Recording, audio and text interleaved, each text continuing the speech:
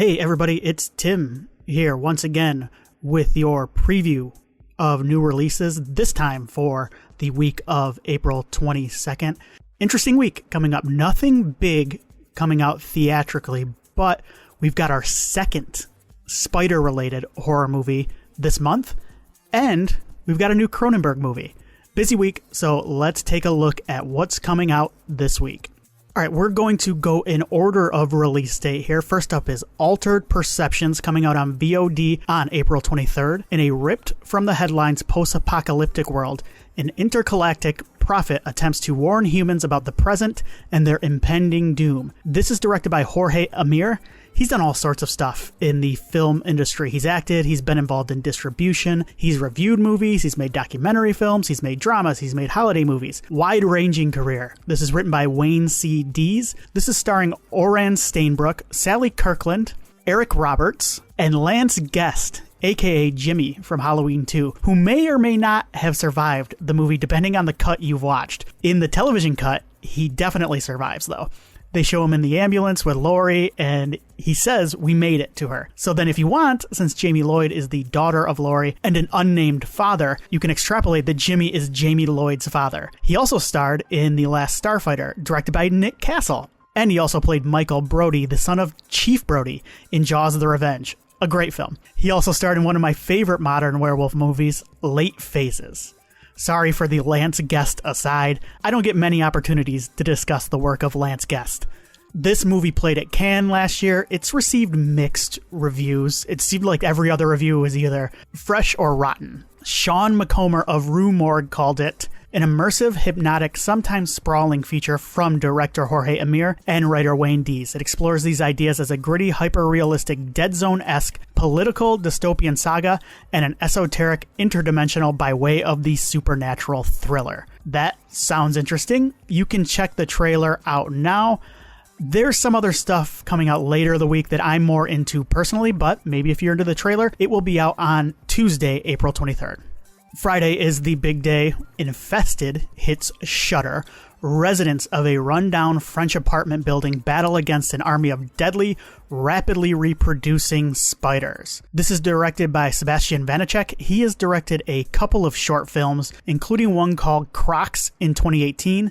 That is not about a pack of killer crocodiles.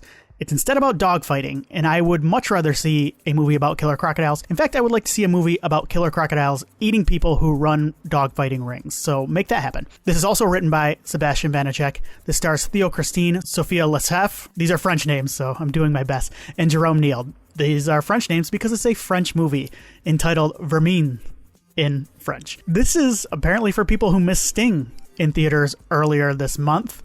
It's a Shudder original, so your mileage may vary. I tend to be half and half with them. It is sitting nicely with both critics and audiences right now. A lot of times with Shudder originals, it's one or the other, and it's usually the critic meter that is higher. Jonathan Dehaan of Nightmare on Film Street said of Infested that it is pure spider mania. It is a rumble royal of squeamish scare sequences featuring an army of unkillable arachnids. I'm looking forward to this one after reading reviews and watching the trailer. I thought Sting looked like a lot of fun, but I couldn't make it out to the theater, so I guess I'm the target audience for this. Infested on Shudder, Friday the 26th.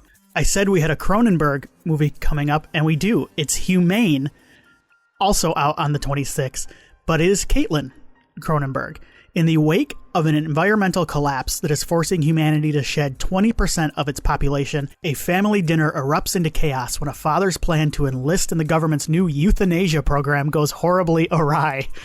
As those do. Like I mentioned, this is directed by Caitlin Cronenberg, the daughter of David Cronenberg and the sister of Brandon Cronenberg. A couple of fun facts about Caitlin Cronenberg. She shot the album cover for Drake's Views album, the one with him sitting on the CN Tower in Toronto. We don't have a ton of iconic album covers these days, but I think I would count that as one. I don't even like Drake, and I know that album cover. She also photographed Prime Minister Justin Trudeau for Delta Sky magazine. A lot of her background is in photography, and she is credited with being a still photographer on her dad and her brother's films. This is her feature film debut. It is written by Michael Sparaga. This has a pretty cool cast. It stars Jay Baruchel, Emily Hampshire from Schitt's Creek, Peter Gallagher, and one of my favorite actors, Enrico Colantoni. No reviews as of this recording.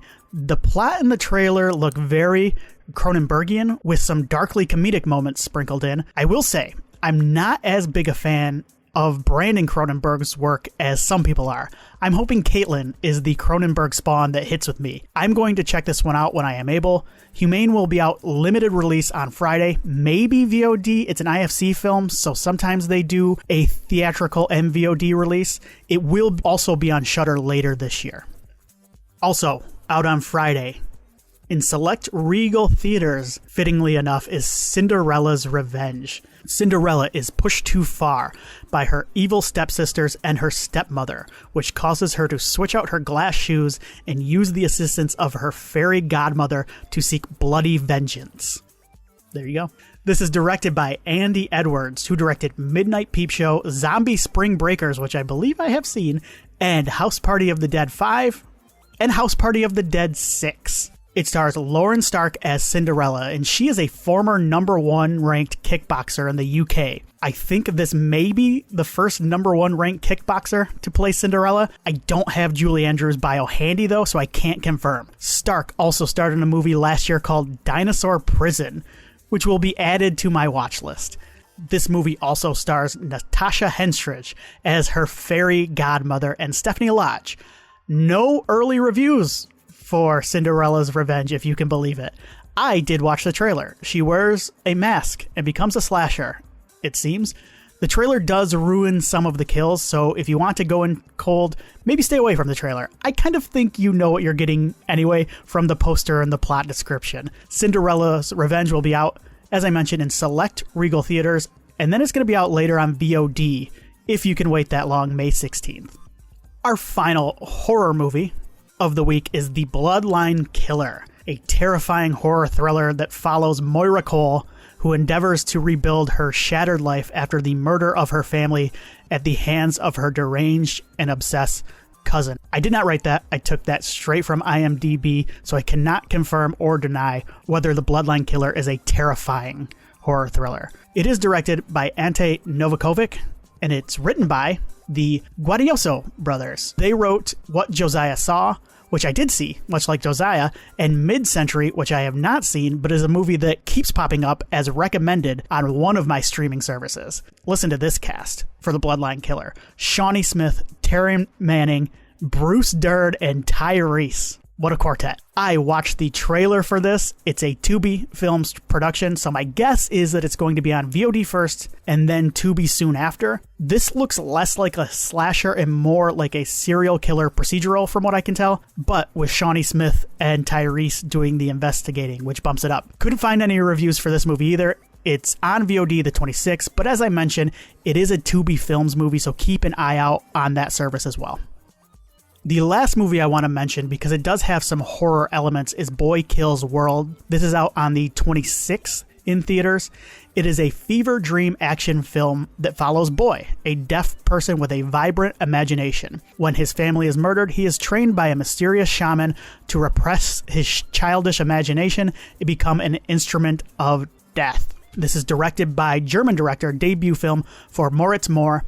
It is written by Tyler Burton Smith, who also wrote the Child's Play remake. It stars Bill Skarsgård, Famke Janssen, Jessica Roth. It also stars Yayan Ruyan from The Raid. He created one of the all-time great characters in all of cinema in The Raid in Mad Dog. I am mentioning this because it's hyper-violent, apparently, and it's also produced by Sam Raimi's production company, the former Renaissance Pictures, which is now Raimi Productions, appropriately enough. This has been playing festivals for the past couple months, and there are some early reviews out there, a little mixed so far. Megan Navarro of Bloody Disgusting says, "It takes a while to smooth out the roughest edges, but by the end, it'll leave you clamoring to join Boy for a match of Super Dragon Punch Force 2 over a bowl of the sugariest breakfast cereal." And that sums up exactly what type of brawler this is. There you go. Boy Kills World will be out in theaters on April 26th.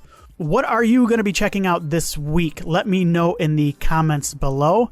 And if you haven't already done so, make sure to like, subscribe, share, all that fun stuff. If you want to hear more of me and my co-host Willie, check out our podcast, Horror Movie Yearbook, wherever you get your podcast. This week, we're going to be talking about The Walking Dead. We're doing a fun thing called First Episode, Last Episode, where we take a look at the first episode of Walking Dead and the last episode of Walking Dead and fill in the blanks, because neither one of us have seen the whole show.